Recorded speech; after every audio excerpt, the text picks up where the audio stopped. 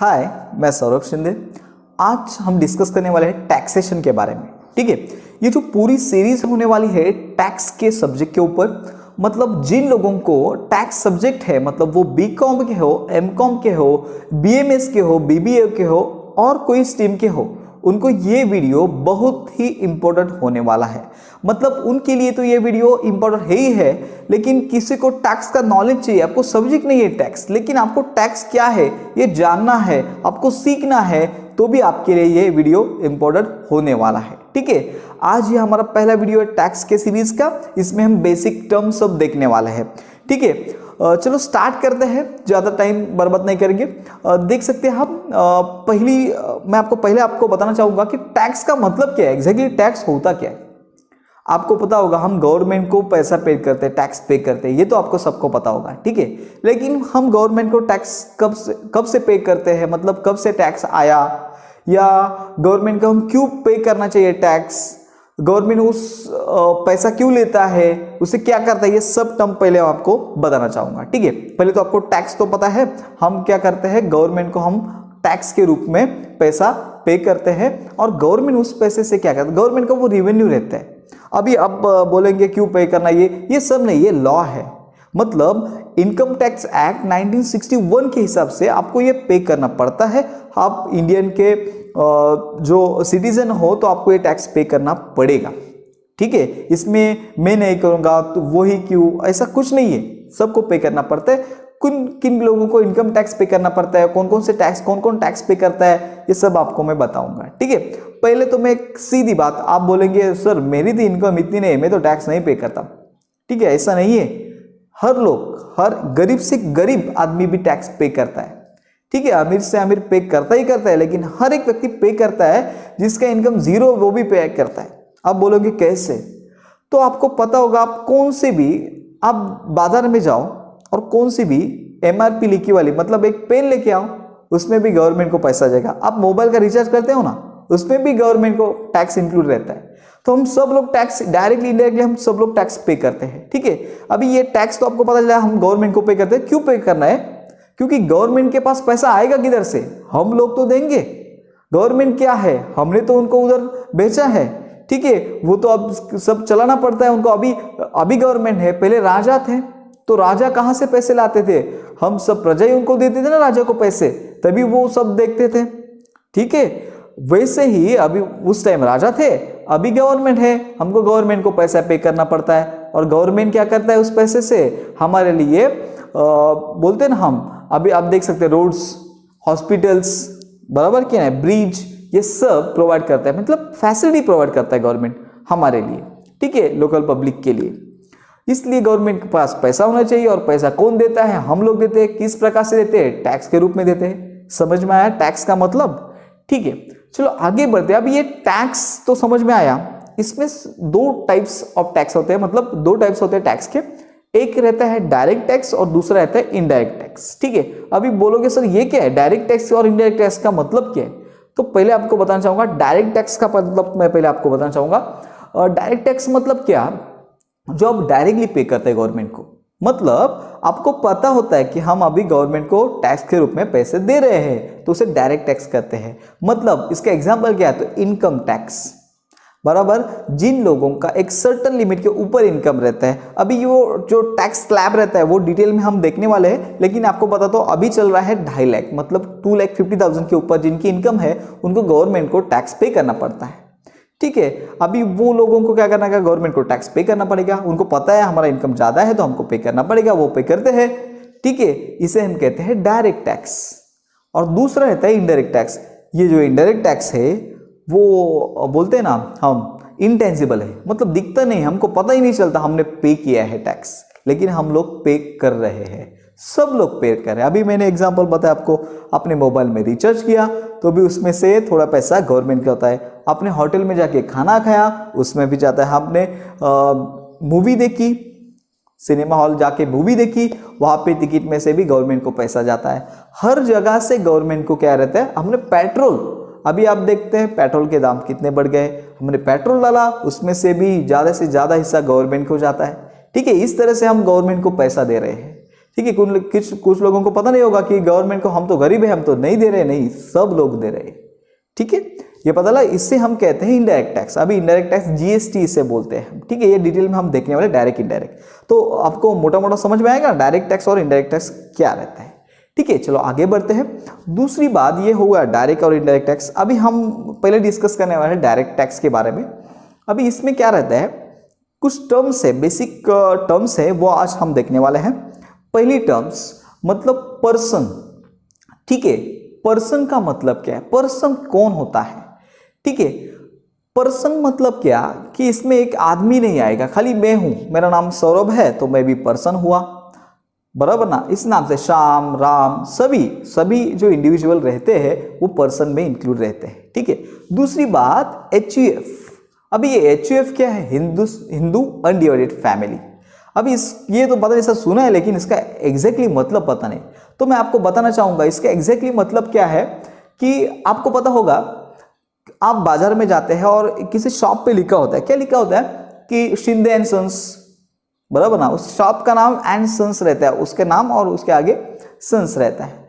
अभी इसकी यही एग्जांपल है किसका, HUF का, हिंदू अनडिवाइडेड फैमिली का।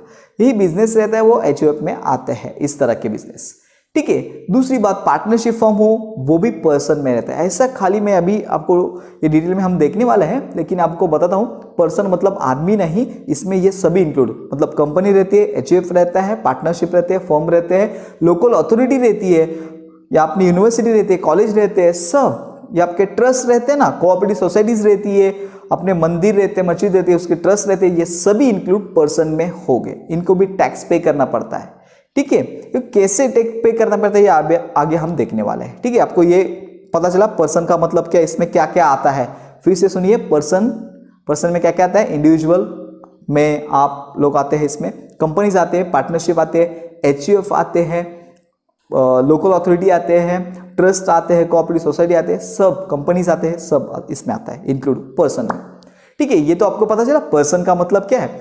उसके बाद दूसरी टर्म है इसमें इंपॉर्टेंट, SSC। हाँ, SSC। अबे SSC है क्या, मतलब जो आदमी इंडिविजुअल या HUF, जो पर्सन, मैं बोलता हूं इधर, जो पर्सन टैक्स पे करने वाला है उसे हम SSC कहते हैं। मतलब मेरा इनकम 5 लाख रुपीज है, मैं गवर्नमेंट को टैक्स पे कर रहा हूं, तो उसमें मुझे क्या गवर्नमेंट कहेगा, SSC कहेंगे। ठीक है, मैं कौन हुआ, SSC हुआ, मैं टैक्स पे कर रहा हूं। ठीक है, मेरे टोटल फैमिली का इनकम है, लेकिन मैं मोस्टली मेरा इनकम है, मेरे वाइफ ने कमाया, मुझे दिया पैसा, तो SSC, मैं ही SSC हुआ। ठीक है, मैं टैक्स पे कर रहा हूं, मैं SSC हुआ। समझ में आया आपको क्या मैंने बोला, जो गवर्नमेंट को टैक्स, जिसके नाम से गवर्नमेंट को टैक्स पे किया जाता है उसे हम SSC कहते हैं। ठीक है, उसके बाद दूसरी टर्म हम देखते हैं इनकम। ये एक रह गई इनकम, ये एक इंपॉर्टेंट है। इनकम का मतलब क्या, आपको पता होगा इनकम का मतलब क्या सर। इनकम मतलब इनकम, हमको जो पैसा मिलता है, बराबर है, वही है इनकम। लेकिन इसमें क्या आता है, ये वाइड टर्म है। मतलब क्या, इसमें सब तरह के जो भी पैसा आपको मिलता है, आपका इनकम मतलब क्या, आपको किसी ने गिफ्ट दिया, वो भी इनकम ही है आपका। मैं क्या बोल रहा हूं, आपको समझ में आ रहा है ना। किसी भी तरह से आपको पैसे, लीगली इलीगली, किसी भी तरह से आपके पास पैसा आया तो उसे हम कहेंगे इनकम।